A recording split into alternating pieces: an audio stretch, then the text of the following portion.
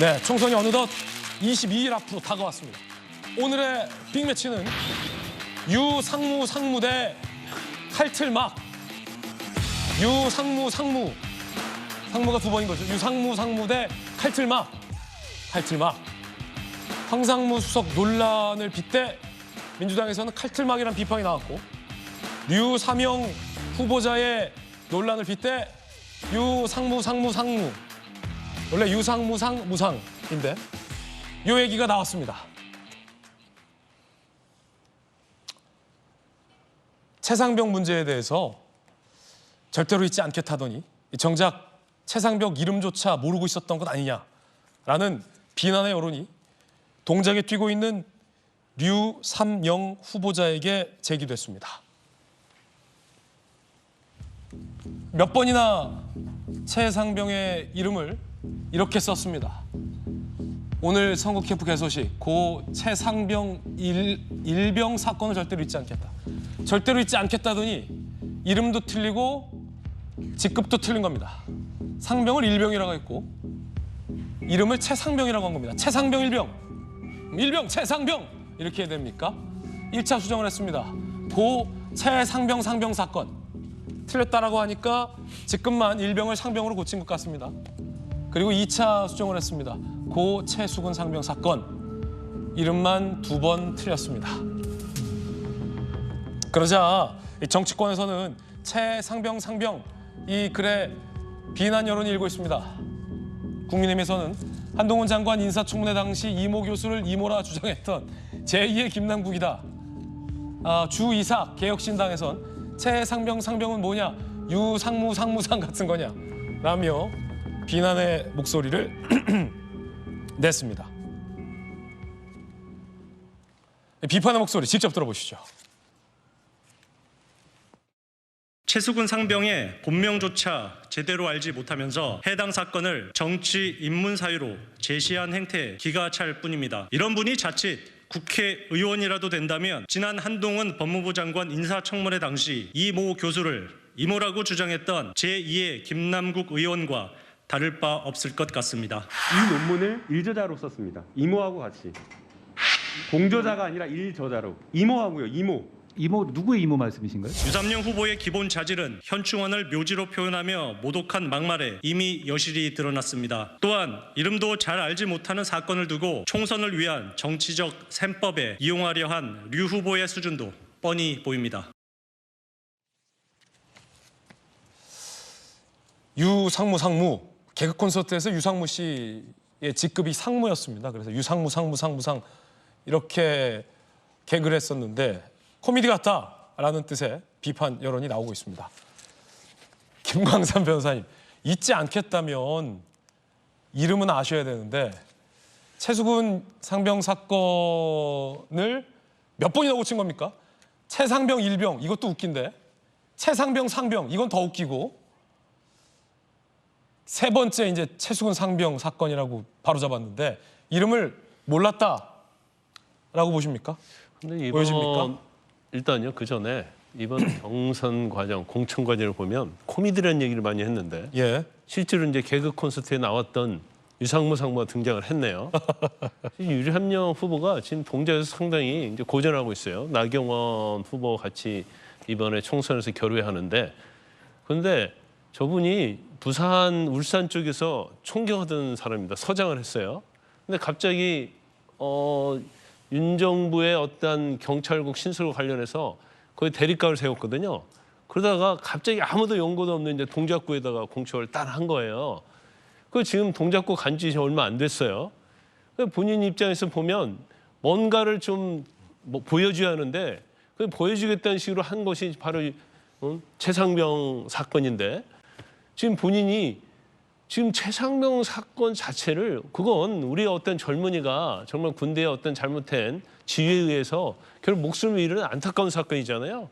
근데 이거 자체를 물론 거기에서도 뭐 정말 같은 감정을 표시하고 뭐 정권에 대해서 비판을 할 수 있는데, 비판을 하려면 그 사건 자체가 어떻는지 공부를 해야 할 거 아닙니까?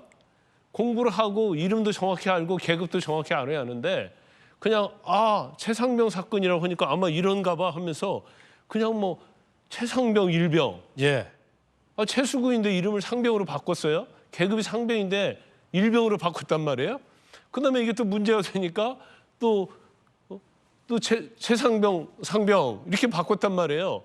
그다음에 이제 세 번째 고쳤는데 본인의 어떤 변명이 뭐냐면 내가 선거가 너무 바빠서 차를 타고 다니다 보니까 오타가 났다고 얘기했는데 이거 오타가 아니잖아요. 상병을 그냥 병장도 아니죠. 그건 오타 아니잖아요. 시옷 이응을 빼먹었다랄지 그러면 오타인데 이거 명백히 최상병 상병을 쓰고 이걸 또 최상병 일병 쓰고 최상병 상병 김광삼 쓰고 변호사님 헷갈리죠? 저도 본인도? 헷갈려. 몇 번 하니까 이거 오타가 아니고 이름도 모르고 내용도 잘 모르고 있는 거예요. 근데 단지 이걸 SNS에 올려서 정치적으로 이용하려다 보니까 어떻게 보면 너무 피상적인 것만 그냥 들어서 알고 있는 건데 실체적 관계도 잘 모르고 팩트도 모르는 상태에서 이걸 정치에 이용하려다 보니까 저는 이제 본인의 어떤 기본의 컨텐츠가 지금 다 드러나고 있는 거예요. 네. 류사명 후보자는 오타였다라고 해명하고 있습니다. 바빠서 오타였다라고 해명하고 있는데 여선호 행정관님 해명을 믿어야겠지만 네, 이거는 단순히 좀 해프닝으로 보이고요. 보통 오타라고 하면 우리가 글자를 잘못 치거나 하는 건데 너무나도 띄어쓰기까지 네, 최상병 상병. 네, 정확히 따지면 오타는 아닌 것 같고 오타는 그냥 아예 아니다. 이제 잘못 적으신 것 같은데. 네. 근데 이제 선거 기간 동안에는 본인이 이야기한 대로 이제 실수도 하고 있기 때문에 후보자 본인이 SNS는 삼가고 캠프에서 이제 보통 많이 운영들 하잖아요. 예. 요즘에는 SNS에 이제 글만 올리는 것뿐만 아니라 사진이랑 이렇게 아니면 포스터 이런 것까지 같이 올리기 때문에 아마도 그냥 이제 좀 삼가하고 선거에 집중하는 게 낫겠다. 그리고 또 동작을 같은 경우에는 상대방이 이제 여당 원내대표까지 지내신 나경원 전 대표, 전 후보이기 때문에 굉장히 격전지고 또 접전지입니다. 그렇기 때문에 이제 단어 하나 아니면 유세 하나 이런 실수 없게 총선에 조금 임해야 될 것 같습니다. 네. 그리고 아까 이제 김광삼 변호사님이 잠깐 말씀하신 것처럼 최근에 이제 한동훈 비대위원장이 검사 시절에 전국 돌면서 전국이 다 연고지가 있다 이렇게 또 말씀을 하셨는데 유상명 후보도 아마 이제 서장을 하셔가지고 마지막 근무지가 울산이어서 동작에 이제 전략 배치된 거는 큰 그거 가지고 이렇게 시비 삼거나 이렇게 하기에는 약간 조금 이렇게 억지스럽다 이렇게 좀 말씀드리고 싶습니다. 그렇군요. 그런가 하면 이 강성 지지자들이 류사명 후보를 응원하는 포스터를 만들었는데 이게 이 동작을 상대 후보인 나경원 후보를 조롱하는 내용이라 논란이 일고 있습니다. 이 여성을 좀 성적으로 비하하는 듯한 표현도 좀 들어가 있는데 이게 류상호 후보자 본인과 본인 팀에서는 만든 포스터는 아니다라고 해명도 나오고 있습니다. 아마 좀 지지자들이 만든 것 같은데 특히 이제 저 표현 이게 일각에서는 굉장히 여성을 좀 뭔가 비하하고 조롱하는 용도로 쓰이는 표현이라고도 하네요. 어떻게 보십니까? 적절하지 않죠. 저 표현 들으면 굉장히 불쾌할 거예요. 불쾌하다. 일반 예. 여성들이 보기에도. 근데 선거 기간에는 지지자들이 그냥 단순하게 지지자들끼리 돌려보기 좋은 저런 이 온라인 홍보물을 굉장히 요즘에 많이 만들더라고요. 근데 만들어서 자기들끼리 돌려보고 어떤 상대 후보를 비판하기에 좋은 소재라고 생각할 수 있을지 모르겠지만 후보를 위해서 저런 홍보물이 돌아다니는 게 좋을지에 대한 판단을 한번 해본다면 표현이나 이런 부분까지 굉장히 신중하게 해서 공개하는 게 맞다고 보고요. 저 지금 홍보물 같은 경우에는 누가 봐도 유상용 후보에게 도움이 안 될 것 같아요. 나경원 후보에 대한 비판도 좀 격이 있고 핵심적인 어떤 컨텐츠를 가지고 해야지 저렇게 감정을 자극하는 방식의 홍보물은 도움이 안 되니까요. 지지자들이 유상용 후보를 지지하고 응원하는 건 좋지만 국민 일반의 상식에 어긋나는 이런 행동까지 나가는 것은 적절하지 않다고 봅니다. 자, 오늘의 총선 빅매치 유상무 상무. 반면 이재명 대표는 황상무 수석 논란을 비판했습니다. 들어보시죠.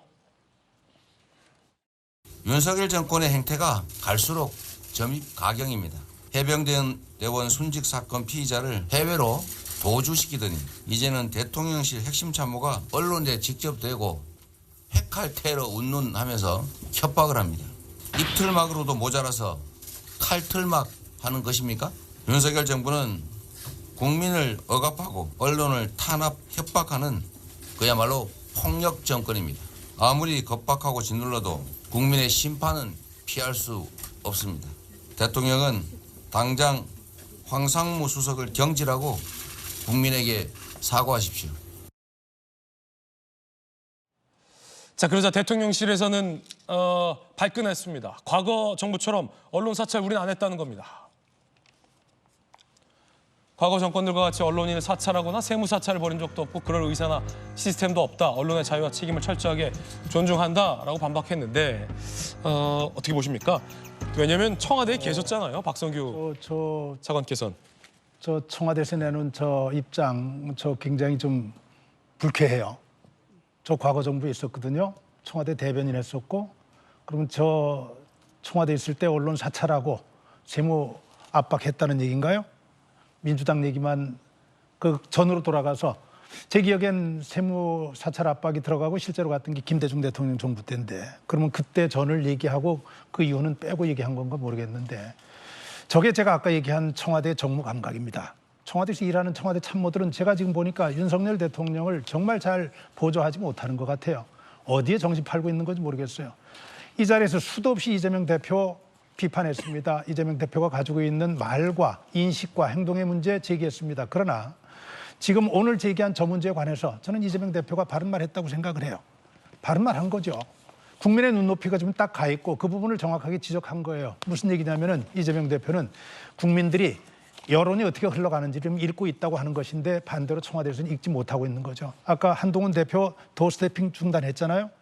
저건 제가 볼 때는 한동훈 대표가 총선거를 책임지고 있는 입장에서 청와대에 굉장히 강력한 메시지를 보낸 거예요. 무슨 메시지냐면은 제가 요구할 거는 다 던져놨습니다. 해결해 주십시오. 제가 도어스태핑을 안 하겠다고 하는 것은 도어스태핑을 하면서 기자들을 만날 때마다 기자들이 물으면 이 얘기를 또 하고 또 하고 또 해야 하고, 그래야 하면은 청와대와 제가 정면으로 갈등하고 충돌 직전에 있는 것을 비칠 겁니다. 그래서 제가 그걸 피하는 겁니다. 그러니 그 안에 이 문제를 처리해 주십시오라고 얘기를 한 거거든요. 그런데 이 청와대가 지금 그런 문제들을 고민하기보다는 공수처하고 지금 네가 옳으니 내가 옳으니 네 공수처 네 위치를 망각했느니 이런 이야기들 지금 하면서 민망한 상황까지 연출하고 있잖아요. 아닙니다. 정말 문제입니다. 청와대 말 한마디, 글 하나, 대변인실에서 단어 하나 쓸 때 정말 주의해야 합니다. 공수처 문제도 청와대가 문제를 키웠어요.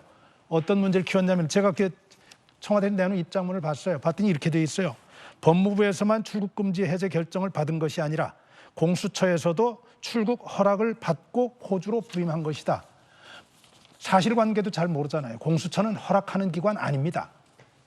그냥 급하게 입장을 내고 공수처를 반박하려고 하다 보니까 법률적인 역할관계도 확인하지 않고 단어를 써버렸어요. 그게 청와대 공수처의 갈등으로 비치는 것이고, 국민들에게는 야, 저 사람들 지금 도대체 뭐 하는 건가 어이없어 보이는 겁니다.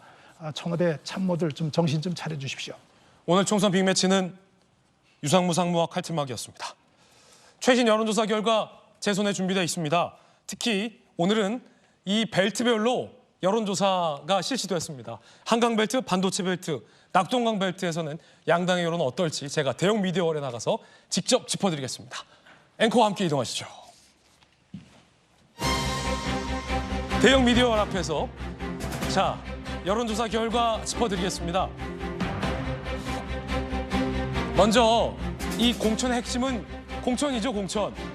이 우리 지역에서 뛸 후보자를 당이 누구를 발탁해서 어떻게 추천하느냐, 공천이 전부라고 봐도 과언이 아닙니다. 공천을 잘한 정당은 어디냐라고 이 벨트별 민심을 파악하기 위해서 물었습니다. 제일 먼저 보실 거는 한강벨트입니다. 한강벨트는 한강을 따라서 분포한 지역구고요. 역대 선거마다 이 여론에 굉장히 민감하게 반응했던 지역이라서 한강벨트가 상당히 양당 모두에게 중요하죠. 용산, 성동, 광진, 마포, 영등포, 동작, 강동, 민주당 국민의힘에게 유리하고 불리한 지역이 막 섞여 있는 지역이 또 이 한강벨트이기도 합니다. 역사적으로 보면 고구려 백제 신라가 서로 다 차지했던 땅이기도 합니다. 이 한강벨트, 공천 잘한다, 국민의힘이 공천 잘한다는 응답이 35.5%, 민주당이 공천 잘했다라는 응답은 20.6%로 국민의힘이 우세했습니다. 자, 이번엔 경기 수원으로 한번 가보겠습니다. 반도체 벨트입니다. 반도체 벨트는 양당에서 이 공천에 공을 들이고 있는 지역이기도 합니다. 수원, 용인, 화성을 묶어서 반도체 공장들이 있는 반도체 특구, 반도체 벨트로 묶여 있습니다. 이 지역에서 국민의힘이 공천을 잘했다 28.2, 아니다. 민주당이 공천을 잘했다. 26.7%의 여론응답이 나왔습니다. 박빙세군요. 자, 그러면 아래쪽으로 내려가 보겠습니다. 부산으로 가보죠. 낙동강 벨트. 이 낙동강을 따라서 구비구비 양옆에 위치하고 있는 낙동강 벨트를 의미합니다. 부산, 북사하, 강서, 사상, 경남, 김해, 양산. 이번에 이 낙동강 벨트에 여야의 격전지들도 많이 모여 있고 여야의 중량감 있는 후보들 간의 빅매치도 많이 몰려 있습니다. 이곳에서 국민의힘이 공천 잘했다는 응답은 30.9%, 민주당이 공천 잘했다는 응답은 25.1%였습니다. 피디님 시간 있어요? 아니면 여론조사 더 봐야 됩니까? 더 봐야 돼요? 자, 그럼 이 벨트에서 자, 양당 후보 중 누구에게 투표할 것이냐라고 질문만 바꿔봤습니다. 함께 보시죠. 자, 한강 벨트에서는 국민의힘 후보에게 찍겠다 36.1 대 민주당 후보에게 찍겠다 28.8. 네, 결과가 나왔습니다. 수치는 좀 다르지만 결과는 대동소이해 보입니다. 반면 이 반도체 벨트에서는 양상이 좀 달랐습니다. 공천을 잘했다와 관련해서는 비등비등한 상황이었는데 민주당 후보에게 투표하겠다가 36.3으로 높았습니다. 낙동강 벨트에서는 경합이었습니다. 국민의힘 후보에게 찍겠다가 30.2, 민주당 후보에게 찍겠다는 31.9%였습니다.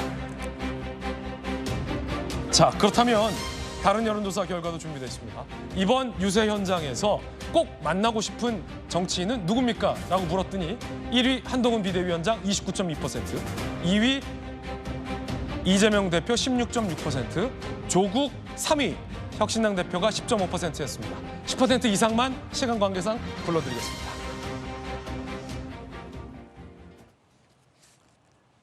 자, 숨가쁘게 여론조사 보셨는데 여선호 행정관님 어떻게 보세요? 네, 그 한강벨트, 낙동강벨트, 뭐 그리고 반도체 벨트는 이번 총선에서 추가된 이제 뭐 관심 지역인데요. 뭐 다 이제 공통점이 지금 민주당 후보들이 있는 곳이고 국민의힘에서 약간 도전하는 지역이다 이렇게 좀 보시면 될 것 같습니다. 그렇군요. 그리고 또 하나는 낙동강 벨트는 이제 낙동강 뭐 영남 지역이니까 뭐 민주당 그 국민의힘이 약간 우세하지 않을까. 아니면 국민의힘 지역이지 않을까 하는데 여기도 마찬가지로 국민의힘 후보가 도전한 지역인데 이 낙동강 벨트가 이제 서부산이랑 뭐 경남 양산 뭐 그다음에 김해예요. 그리고 양산이랑 뭐 김해 같은 경우에는 뭐 지금 문재인 대통령이 뭐 계시고 또 노무현 전 대통령 뭐 사저도 있고 뭐 이런 곳이라서 민주당에게도 약간 특별한 의미입니다. 그리고 또 여기 이제 국민의힘 후보가 여기 이 지역을 도전하기 위해서 뭐 그 부산의 서병수 의원 그다음에 뭐 김태우 의원 이렇게 또 재배치한 지역이거든요. 그래서 서울 수도권 선거 못지않게 굉장히 관심이 가는 주목받는 지역이라 이렇게 말씀드릴 수 있을 것 이 같습니다. 벨트에서 어느 당이 승리할까요? 와 관련된 답변은 지금 하시면 안 되고요. 네. 채널A의 개표 방송을 통해서 확인하시기 바라겠습니다. 김진 앵커와도 함께 해주십시오.